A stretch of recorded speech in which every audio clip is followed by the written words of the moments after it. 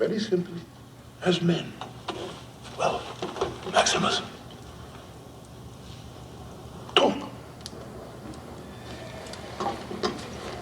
5,000 of my men are out there in the freezing mud. 3,000 of them are bloodied and cleaved. 2,000 will never leave this place. I will not believe that they fought and died for nothing. And what would you believe? They fought for you. And for Rome. And what is Rome, Maximus? I've seen much of the rest of the world. It is brutal and cruel and dark. Rome is the light. Yet you have never been there. You have not seen what it has become. I am dying, Maximus. When a man sees his end, he wants to know there was some purpose to his life. How will the world speak my name in years to come? Will I be known as the philosopher, the warrior, the tyrant? Or will I be the emperor who gave Rome back her true self? There was once a dream that was Rome. You could only whisper it. Anything more than a whisper, and it would vanish. It was so fragile. And I fear that it will not survive the winter. Maximus, let us whisper now, together, you and I. You have a son. Tell me about your home.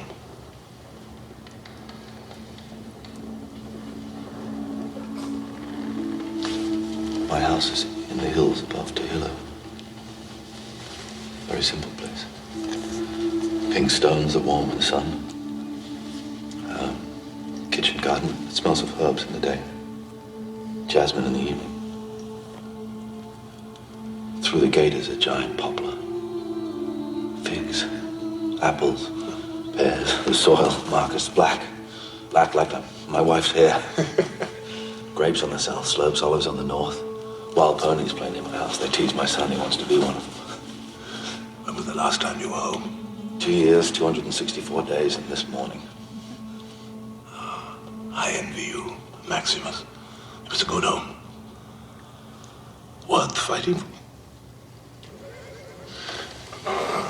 There is one more duty that I ask of you before you go home.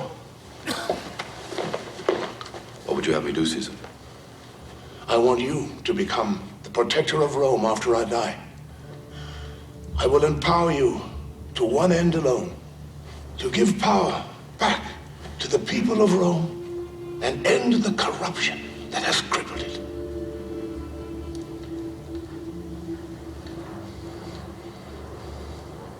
Won't you accept this great honor that I have offered you? With all my heart, no. Maximus, that is why it must be you. But surely a prefect, a senator, somebody who knows the city, who understands her politics. But you have not been corrupted by her politics.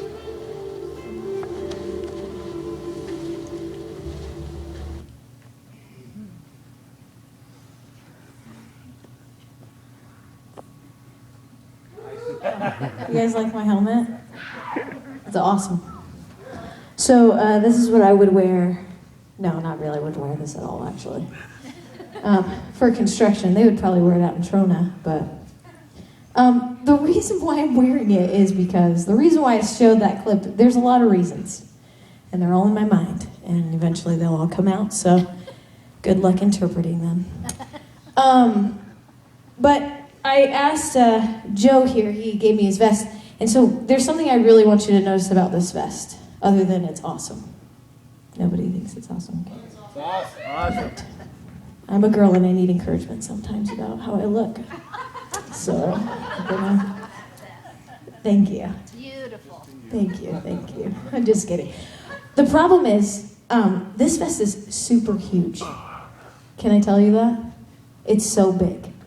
And I would not be caught dead in this vest either, except for this moment. So, or if I was working maybe a road something, it doesn't matter. But this vest is too big for me. And just like that hat probably is too big for me too, because if something fell on my head. If I was out somewhere, I feel like the hat would fall off and it would just, whatever, would go straight through my head. Well, yeah, you can tighten in the back, but we're going to... Anyway, so tonight, the reason why I showed that video is because we're going to talk about the armor of God. And you're like, why is there a bunch of construction stuff up here? That doesn't make sense. Well, I'm going to get to that, so you just wait. You just wait. It'll be lots of fun. But first, let's read Ephesians 6, starting on 10. You guys ready? If you want to turn to that, you can. If you don't want to, I can read it for you out loud. And I will. Finally, be strong in the Lord and in his mighty power. Put on the full armor of God, so that you can take your stand against the devil's schemes.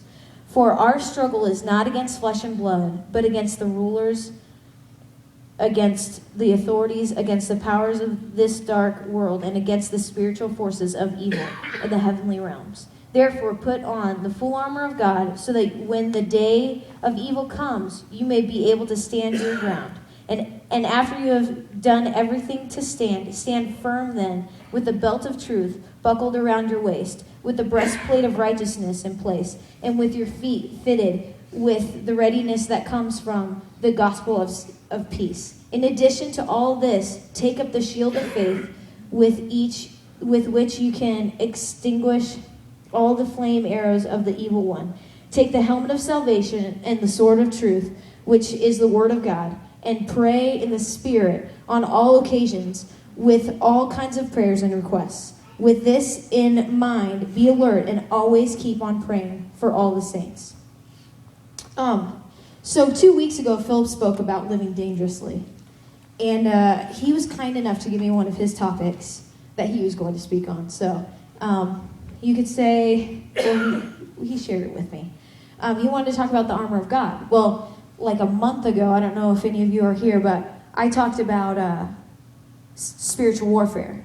And it was funny when I was doing the spiritual warfare, I was like, man, I should talk about the armor of God. And then it was like an hour to service. I was like, that is way too much to talk about. So I was like, you know what? We'll save it for another time. So it kind of worked out. So Philip wanted me to talk about just like, he talked about, to some of what he said, you should live dangerously. We put ourselves in a cage. You have like this lion up here in this cage. And, you know, when Jesus comes into your heart, Jesus opens the cage and you can walk out of the cage and live in his freedom and live in his righteousness and live in his grace. But most of the time, what we tend to do is we get afraid and we stay in our cage, or we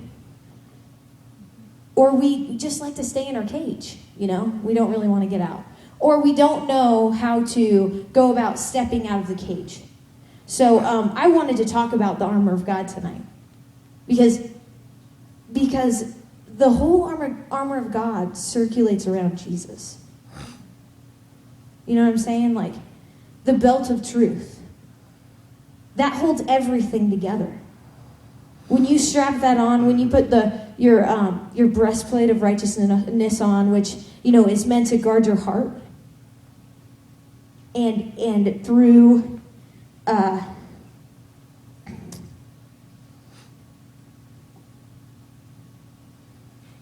you know, let's backtrack.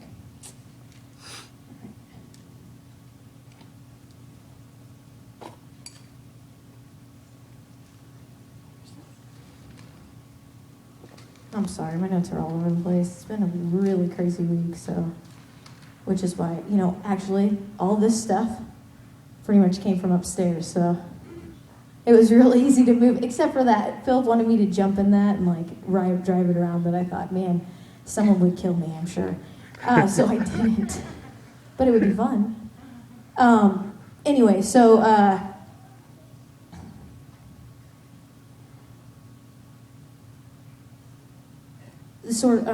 we're righteousness, truth. Let's just back up. Okay. So misconceptions of why we don't necessarily put on or believe we have the armor of God on. One is fear, which has a lot to do with that movie, because it's funny when people call the gold out in you, and especially if you